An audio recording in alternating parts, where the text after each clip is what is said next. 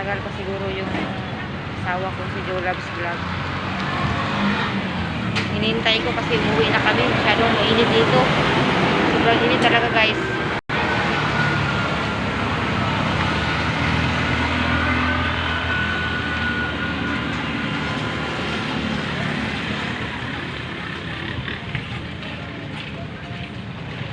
Tapos punta pa ako doon sa sa Margin Hotel.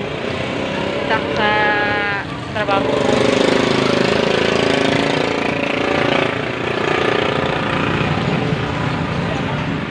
Sobrang init guys oh.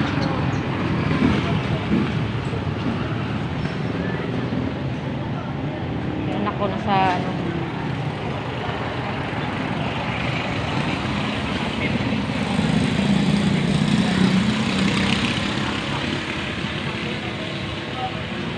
tagal pa ni Jolabs Vlog. Hindi pa siya dumating. Siguro umuwi pa siya. Sobrang init talaga guys. Dito na lang guys. Bye bye.